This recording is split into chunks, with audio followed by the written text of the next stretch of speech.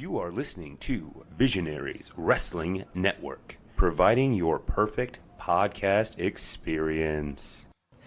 Okay, after his newfound confidence, after Ethan Page put him on the spot, Mason's going to start doing more of this podcast, so you might notice a few differences in this episode.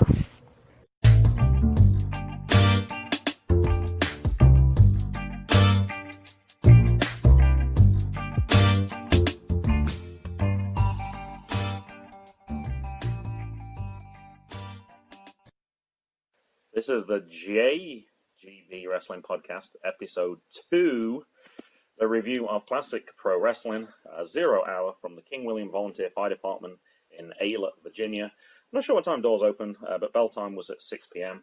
Tickets were $20, but they were free if you were under 8. Jackson's under 8, so you were free, buddy. High five. Yay. Yes. All right, Mason wasn't with us on this one. This is why this is not MGB. So why wasn't Mason with us, JJ? Because he chose to go to annoying shopping. He went to annoying shopping instead. Yeah. He did. He said he wanted to go to Aldi. Somebody asked me why. I was like, I don't know. I guess we could have asked him why. We don't know. I don't know. All right. So first of all, you took notes for this one. You took a lot of notes for this one. You got your notes in front of us. And you already said, first of all, you wanted to talk about what we did on the ride down. So do you want to start us off with that? Yeah. I saw 2 cars that were broken down. You saw 2 of them broken down? Uh-oh. Yeah. I remember seeing one on the side because there was a warning that said right lane closed. And, yeah, we almost pretty much straight away there was that one there. Yep. In the car, I saw everything. You saw everything? Can you tell me some of the everything things that you saw then, perhaps? The whole world. You saw the whole world. Now, it started to get dark, actually, pretty quick. We left around 4 o'clock, I think it was. And we actually ate in the car this time as well, so we didn't have to stop anywhere. We made you a little picnic dinner, I guess. I also have something else. Oh, you do? Okay. It was the cool lights Mm-hmm. on the way down. There was. I was about to say, it started to get dark. And there's the big Christmas tree with the big spiral. There was a big spiral. Yeah, we had to exit around where the King's Dominion park is, and they had a big Christmas tree there. And then probably about a mile past that, they had a lot of Christmas lights, which we saw. And Wi-Fi is not easy to get at that place, though. So we managed to be able to send messages and make phone calls. So we messaged Mommy, and we asked her, like, what time does it stay open till? How much is it? Because we knew we were going to be leaving around 8:30, and we could get there probably before 9. It was $25. It stayed up until 10, but we didn't do that. We did look at it on the way back again as well, but that was pretty cool.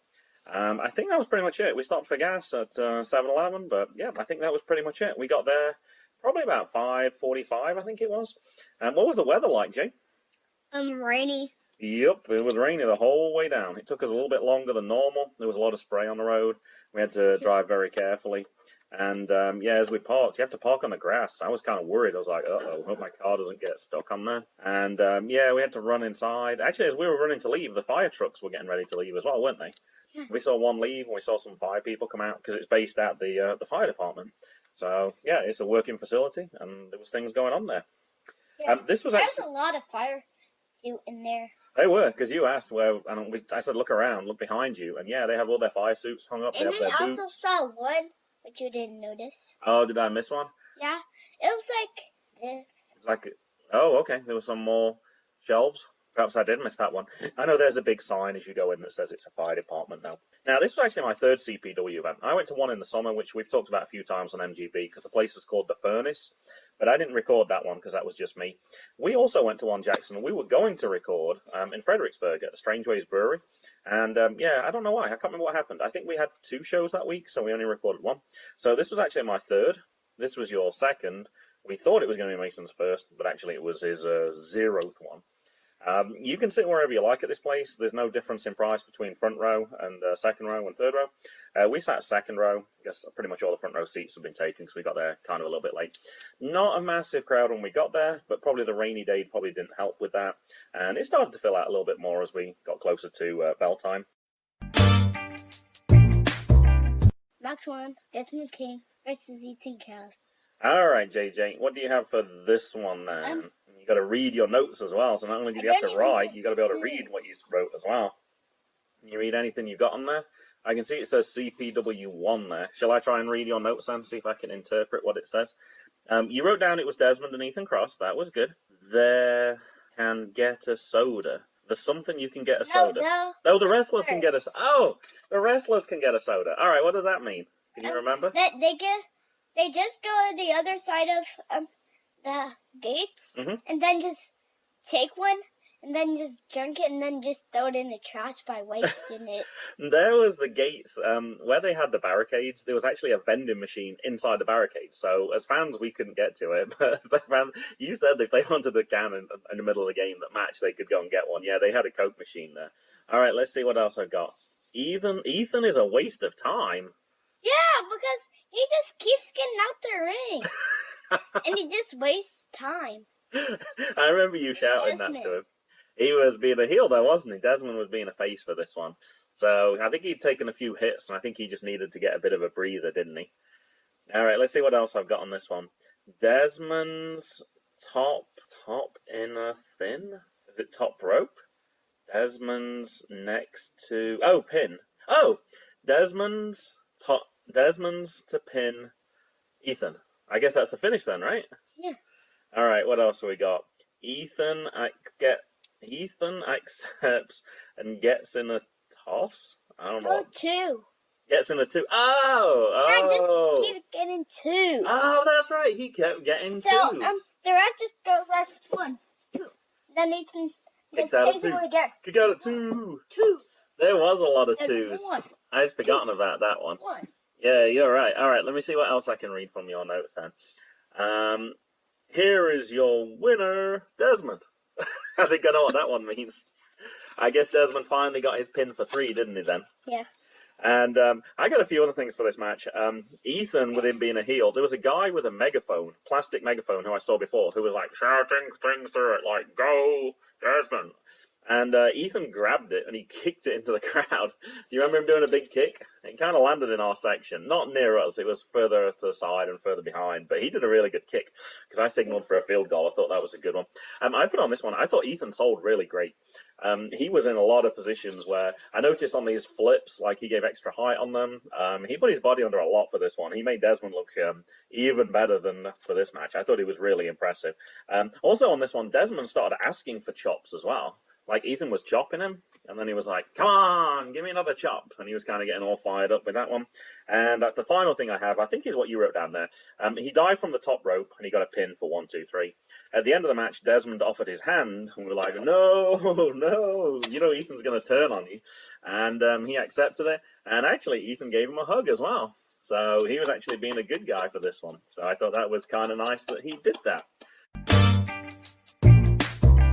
Match 2, new CPW Lightweight Championship, Will Lovins, Nikki, and Jimmy Alpha. All right, Jake, what do you have for this match then? Nothing. Nothing? Uh-oh.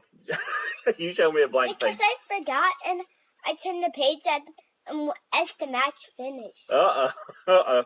Let's see if I got anything for this one. It was kind of an exciting match, and luckily I do have some of the things written down for this one. I know we didn't get Will Lovings also came out with, who is it? The Honest Reverend? Yeah. So, is he really honest? Is he a good guy? No, he's definitely a heel manager as well. And with Will Lovings being I think it's Will Lovings. I can't actually find his name anywhere. That's what I heard. I think that's correct. And with him being a heel, the next person that came out was Nikki Lee. So we thought he was a face. So you went to get a high five from him, and he was not doing high fives. Jimmy Alpha did give high fives, though. He was definitely the face in this one.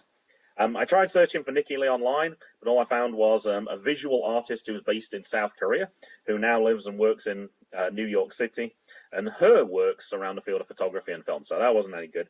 I tried Nikki Lee Wrestler, and all I got was Nikki Bella. Do you know who Nikki Bella is? Oh, okay. You did a description for her one time when you had to describe wrestlers, but yeah, she's a female wrestler, so that wasn't no good at all. And I couldn't find anything for Will Lovings, but that might not actually be his name. Tried to find Jimmy Alpha on social media. Couldn't find him either, so I didn't get much for this one at all. I thought Nikki Lee was actually injured in this one. I don't know if you remember. He went down on the floor, and I can't remember if he grabbed his knee or something, but it looked like the ref had talked to him. They're like, hey, look, I'm not doing good. And he rolled out of the ring. And there was 2 scuba dives from Jimmy, because I remember you saying about that one. What was the floor like? Was there lots of padding? No. Lots of mats? No. What was it hard. then? It was just concrete. Yeah, it was just cement. Yeah, it was hard.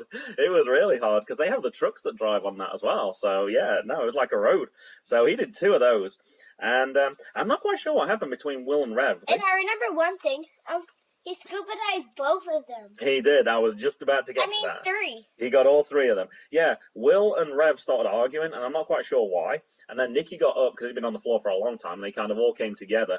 Jimmy Alpha went from the middle of the ring, climbed up to the second rope, jumped straight up to the top rope, and he did a forward flip onto them and took all 3 out of them as well. So yeah, he did some really good moves on that. And that was good enough for the win. They gave him his title belt, and you could see I got some great pictures of him, Jay, with him holding his belt up. He was very, very excited to win that match. And I know one thing about. And he said that, and the announcer said he said young man.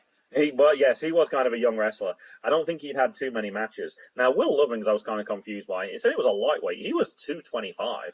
Now, the cruiserweights are 205, so he was 20 pounds more than that. So I'm not quite sure what the criteria for lightweights are, but I thought that was kind of a strange one. Match 3. Ivan Ali and Sledge Gibson. All right, JJ, I see something a little bit more for your notes for this one, but what do you have for this one then? Sledge. Just the word Sledge? Yeah, and I write what it says. Oh, you're writing their names down. Yeah. Oh. Instead of just writing Ali, I write it just A. A for Ali. Okay. And thumbs down. You gave him a why did you give him a thumbs down? You like Ivan Ali. Because he's champion. I like Sledge more. Ah, you like Sledge more, okay. Yeah, Ivan Ali was the champion, and you started right match 3, and I was like, whoa, hold on a second, this just looks like a promo. I was like, I don't think they're going to have a match, but they're going to set it up for later. And actually, can you remember anything that Ivan Ali said when he was in the ring with the announcer? I don't know. He basically said he was better than Sledge Gibson. The announcer said there was some controversy how he won. He's like, I don't see how. He's like, I pinned him, 1, 2, 3. Where's the controversy? I'm the better person. Sledge actually came out. He came into the ring, and he said, I didn't hear anything you said because I assumed you were just talking trash. And it looked like, yeah, they were just doing a promo. And then Ivan Ali pushed him in the face, and then Sledge did a spear, and that led straight into the match. So, no, they had their heavyweight championship match third, which I was like, no, there's no way they're going to do that. That's going to be right at the end. That'll be the main event. No. Do you remember anything from this match at all? I know you don't have any notes, but... All the faces came out with Sledge, and all the heels went out with Ivan Ali. They did? Why did everybody come out? Because they wanted to keep him away, and then they just kept going, and it was like a battle royal. You got a big smile on your face. You thought that was cool, right? So what actually happened was, and I don't have the whole match, I do have one point, Ivan Ali slammed Sledge into the fire station doors, and at that point there was a double count out, because they'd been outside the ring for over 10 seconds, and so they rung the bell, end of the match, nobody won, and they just kept going. They kept on fighting, and that's when actually the whole roster had to come out. They had to separate them out, and then just as you thought they'd separated them, one of them would make a break, and they would run for them, and they'd crash in the middle, and it was great. It reminded me of the Raw and SmackDown eras. I have to write Battle Royal. And I know you said it was Battle Royal. Oh, I forgot one more thing for this match that was really funny, JJ, and I only remembered it because of the last comment on here. What did Ivan Ali get from outside of the ring that he was trying to hit Sledge with?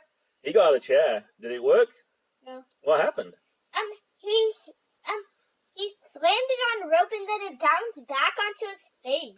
It did. It was brilliant. Sledge ducked out of the way, hit Ivan Ali in the face, and then he went down. So that was one of our favourite moments. There was a lot going on in this match, and it was kind of a short match as well, which might be why you didn't get many things. Now, I got the thing that reminded me was my last comment. After they finally started walking to the back, the security guard came, got his chair back from in the ring, was like, that's mine, and then put it back to the side so he could sit on it, because he didn't want to have to stand for the rest of the matches.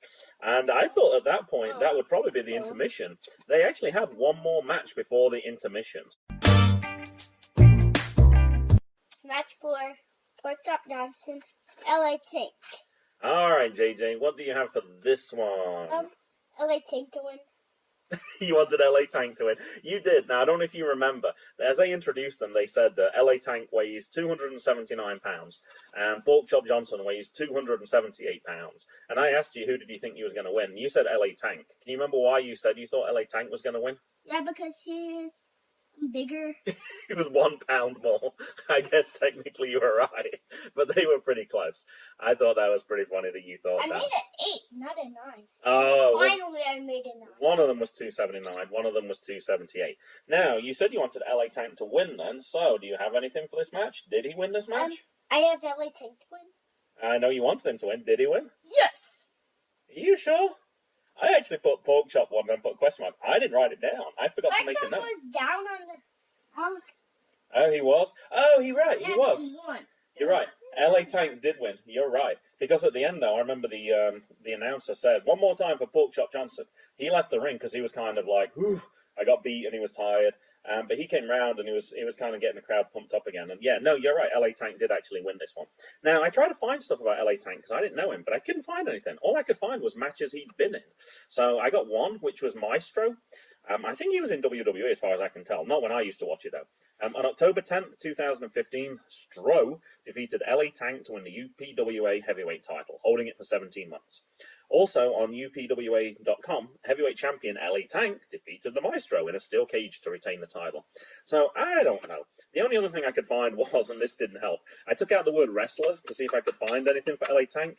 And it's on one website I found was, in the late 1970s, Steve helped his father George Jordan start LA Tank, providing vacuum truck services to customers in southwest Louisiana. LA is also the abbreviation for Louisiana. You know how we were talking about some of those states? Like they only have 2 letters when we write them down because it's quicker to do that. Like Virginia's VA. Unfortunately, Louisiana is LA, so I didn't get what I wanted. One other thing I did get for this match was the referee was Mike Dean, which might not mean anything to you at all, Jackson. There's a referee in Premier League Soccer whose name is Mike Dean as well. He's kind of very unpopular, though. I think particularly with Liverpool fans, if I can remember correctly.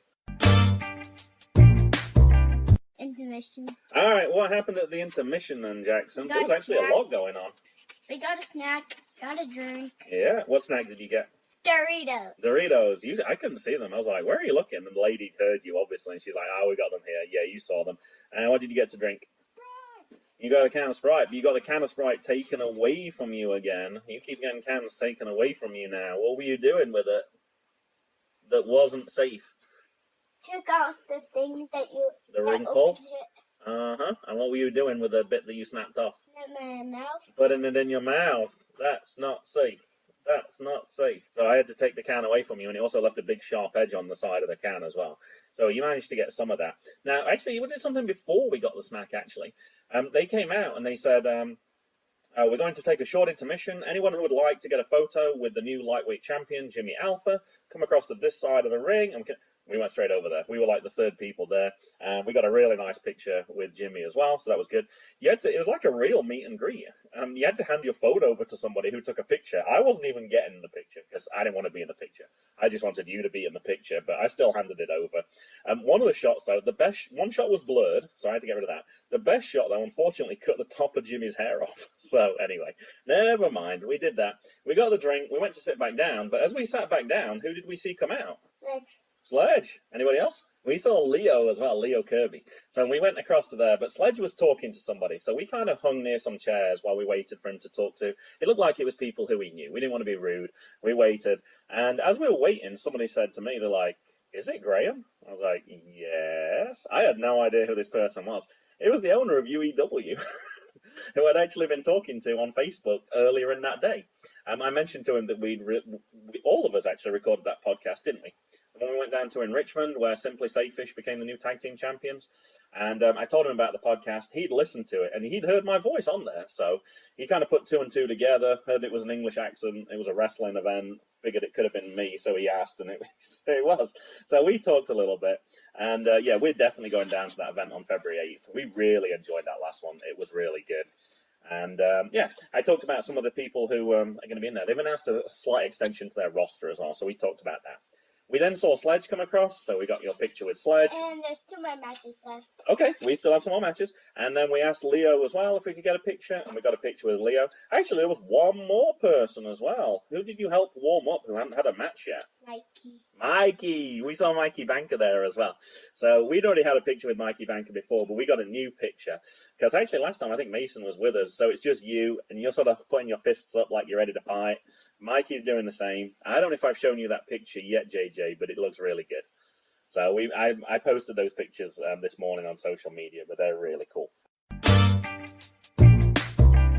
Match 5. Jordan Wade versus Mikayla Matrix. All right, JJ. So we had the women's title up for grabs on this one. Mikayla Matrix is a ref sometimes. She is, yeah. Do you remember where we saw her? No. We saw her at MCW. She refereed that first match there. She also sometimes referees at, I think, Crab Wrestling as well, because I think that's the organization she's with. I've seen her also at Nova Pro as well. She's had a few matches there as well. So you're right. Jordan was the title holder, and we actually saw her when we went to that one in Fredericksburg as well. She might have actually fought Mikayla at that match as well. I'm not quite sure. All right, Jay, all I see on your page is a big letter O or a picture of a donut. So what do you have for this? Perhaps that's all you have, a 0. 0. That's what is that why you drew that? Yeah. You wrote 0? All right, what can you remember about the match, though? All right, I can remember one thing to get you started. You wanted to get a high five from Jordan right at the start, and I said you couldn't. Now, I wouldn't normally do that, so why wouldn't I let you get a high five? Because my crumbly hands. Orange! They're all orange from your Doritos, so I wouldn't let you get a high five, so I was like, come on, let's go to the bathroom. So we had to find where the bathrooms were, and actually it's kind of where the wrestlers were hanging out a little bit. There was like a separate area, but then there was like another area where if they wanted to be out from their private area but wanted to watch the match, they could. So we had to walk by a few wrestlers as we went to go and wash our hands. So you washed your hands, we came back, and what else do you remember about this match? Anything? Mikayla is like a scared koala. What does that mean? She's just like a koala. Koala. So she likes to hang in trees. She likes to live in Australia. Things like that. Jackson's nodding. Now, I forgot, Mikayla actually had a manager as well, because he had a fez on his head. That was that red hat, and it had like a tassel on the top. I'm not sure what his name was, and I didn't get that down. And as I came to write, I realized for the same reason, I didn't have many notes for this, because I took a few pictures. And obviously we went to the bathroom as well. The one thing I do remember is, though, Jordan was doing much better. And at one point, Jordan was on the outside. Mikayla grabbed the ref and said, hey, she's hurting me. Like, this is not fair. And at that point, her manager actually hit Jordan. So he was being a bit of a heel character as well. Trying to remember who won this one. Jordan won because I remember she lifted the belt up, but I don't remember how. I know she tried a submission move at one point, but I'm not sure if it was a submission or a pin. Can you remember what the finish was, Jay? A tap. Oh, she tapped out, so it was the submission then. I know she had her in a submission move. And at the end of the match, you did get to get high fives because your hands were nice and clean this time, right? So you put your hand up and you did get a high five. Match 6. Leo Kirby and Ray Deck with the Obvious Redden versus Army of Salvation. So Army of Salvation was Salvation and the Kid. I'm not sure which way around it is. I think Salvation was the luchador that had the American mask on. I think. I'm not sure. And I think the other guy was the Kid. I don't know. Actually, it's probably the other way around. That'll probably make more sense. I looked for Honest Reverend on social media. He actually has a Twitter account, at @honest_reverend. He doesn't follow anybody, though, and he hasn't sent a tweet in over 2 years, so I didn't manage to find much. I don't know. I guess next time we see him, we'll have to ask him, right? He is on Facebook as well, but doesn't have much on there either. Yeah, that's pretty much it. I couldn't find anything for the Army of Salvation, because every time I Googled that, I just got the Salvation Army. And also, when I looked at that, if I put wrestling in, all I got was a wrestling match that was held at the Salvation Army. So I can find anything more for this one. All right, do you want to describe what the luchador looked like? Can you tell me? Can you remember? They just had a mask. What was his mask like? Just like American flag. It was. That's probably why there was a chant going around. Do you remember the chant that people were doing in this match? Yeah, I have this. Oh, you got some notes there? All right, go ahead then. Sorry. S-A-U-S. Ah, USA. There was a lot of USA chants. And I have one more thing. The mask with the white thing here. And near the eye? Yeah. Okay. That was above the American flag. Ah, okay. Do you have anything else on there, or do you want me to try and read your notes for you? You gonna let me read? All right. I had fun trying to read them last time. So we've got you wrote fiddlesticks down. I remember that. That's a big word for you to be trying to write down. Because I was like, why is Jackson writing that? Is that what one of the wrestlers said? I already know fiddlesticks because it was just like, because the other team was cheating. They were. In fact, you got right down here. Leo was cheating. Yep. Leo was definitely being a heel, wasn't he? Yep. In fact, when I posted a picture and said you were really excited to meet him, he posted back, "The pleasure was all his." Which I'm hoping was him just being a heel, but we were generally excited to see Leo when we got a picture. And then you wrote down, you said, "Am I allowed to say this on the podcast?" And I was like, "You can say it," because they were doing that chant as well. And we forgot to mention that for match 2. When Will Lovings came out, that was the Kurt Angle theme music, and we saw that in Fredericksburg, so we kind of enjoyed doing that chant. All right, do you have the ending for this match, or do you want me to do what happened in this match, Jay? You want me to do what happened? Now, actually, Will Lovings came out for this one. Now, I mentioned it earlier that the Reverend and Will were arguing, and I couldn't quite figure out why. Well, Will came out in this match and obviously wasn't happy that the Reverend cost him his match. So he came out and interfered in this match. So he actually helped the Army of Salvation. And the finish was Leo got lifted up onto the shoulders of one of the members of the Army of Salvation. The other member climbed up to the top rope, and then he did like a spear from the top all the way and took him to the ground, and that was easily enough for a 1, 2, 3. And therefore we had a change of title. Now, I remember one of the Army of Salvation didn't give you a high five, did he? Because you were not very happy about that. But the other one did, and then at the end of the match, they came around again, and you got a high five from the same person you did the first time, but you didn't get a high five from the other guy. I don't think he saw you. I think you were right on the edge of the row, and he just missed you. Match 7. Mikey Banker versus Triple Fierce Kevin Mears. Okay, so Mikey was a heel for this one, but you actually still got a high five from him, Jay. I didn't think he would give you a high five, and Mikey actually said, "Look, this guy's got the right idea," and he actually pointed to you, so you got a high five. Mikey came out with, I think his name is, I heard a quote of Mid-Atlantic Money, and I think his name is Ronnie Daigle Jr., as far as I can tell. Now, what type of clothes was he wearing, Jay? And I know Money. Yeah, they had money printed all over them, didn't they? I know we're going to talk about that a little bit later as well. And as far as we can tell, we missed the backstory for this because we don't go to every one of these events, and I know they're held in different locations. If Kevin wins, he gets 5 minutes in the ring with Ronnie. So I don't know why he got beef with him.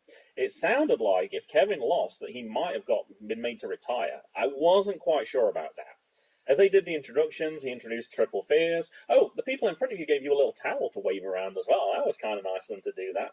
And, I noticed they had Triple Fears shirts. The crowd was definitely all for Kevin Mears. And we liked Kevin Mears when we saw him at UEW as well. So we were kind of cheering for him as well, even though we liked Mikey Banker as well. As Mikey was about to be introduced, he actually gave a piece of paper to the ref. And he said, "Look, read this." And it says, "After tonight, he will be known as the man who retired Kevin Mears." That's why I figured that was probably Kevin Mears' possibly last match. And he says, "Will boldly go ask my daughter for her phone number." So he was going to try and get, Mikey was going to try and get the announcer's daughter as his girlfriend. I don't know if that worked out or not. They did mention that. All right, what about the match then, JJ? I can see you got some notes. I have nothing. You got nothing? Hey, give me that pad. I got something there. What does it say? Oh, you just wrote down the names? Why did you do a backwards 7? Was there a special reason for doing that? Or is that just a JJ7? Did you just forget how to do a 7? That's a backwards 7. You like to do backwards J's sometimes as well, even though that's a letter in your name and you should know how to spell it. Alright, let's see what I got for this one. I didn't have much for this one. I actually filmed a little bit of video, so that kind of reminded me a little bit. Kevin Mears did try and get Mikey to tap out. And Mikey actually reversed the move and tried to get Kevin to tap out, but then he got out of it as well. There was one more attempt, and it really looked like Mikey was going to tap. And then Kevin Mears got off him to try something else, but the ref was right next to him, so he pushed the ref so he could get to do his next move. And he did. He managed to get the ring. He managed to get Mikey to tap, and he thought he'd won. But then the ref was like, no, you pushed me. You know you're not allowed to push the ref, right, JJ? So he awarded the match to Mikey. So Mikey was celebrating, he got out in the ring, and he left.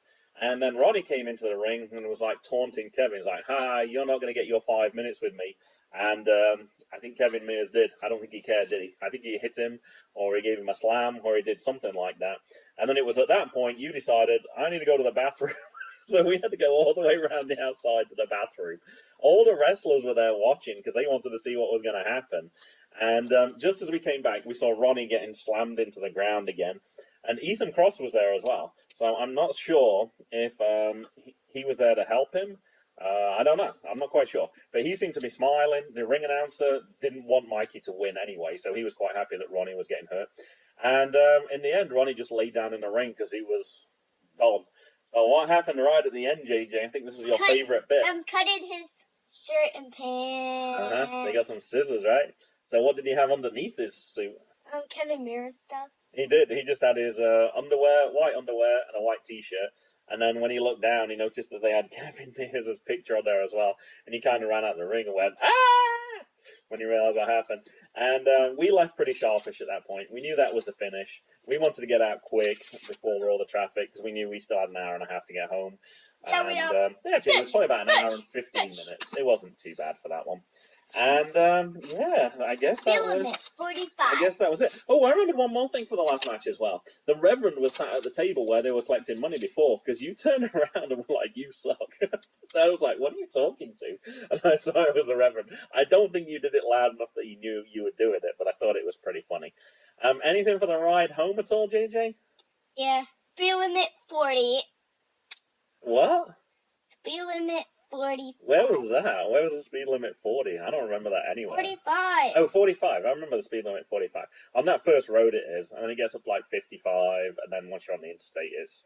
Actually, I think it's 70 to begin with in that southern part of Virginia, and then it drops down to 65 once you hit Fredericksburg. But yeah, we got home pretty quick. They were still raining, but it was nowhere near as bad as what it was on the way out there. So, and it was less traffic as well, so we got home much quicker.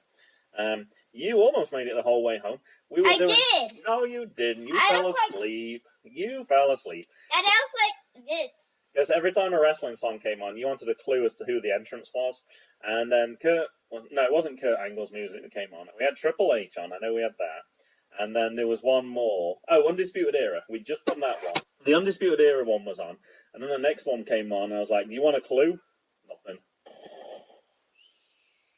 Perhaps they wasn't snores, but you were asleep. And once we pulled into the house, you were fast asleep. I don't know why you're shaking your head. You were. No, it was earlier because I than the was other. like up the whole time. And you just liked the whole time. You liked the whole. You didn't. You liked that I was asleep. You had your eyes closed. All right. Well, Jay claims he stayed awake. I'm claiming he didn't stay awake, but and then I did stay awake. All right. And then I guess that's it, right? Anything else you wanted to add to this one? WWE. I think that's it. We're out. Boom. It's goodbye from me. And it's goodbye from me. And it's goodbye from them. Goodbye.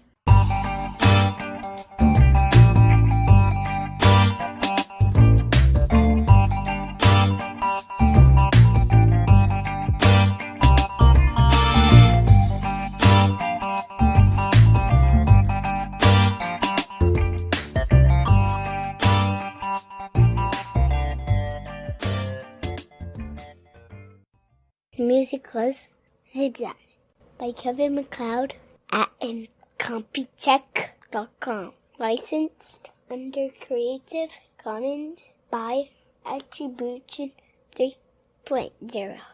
http://creativecommons.org/licenses/by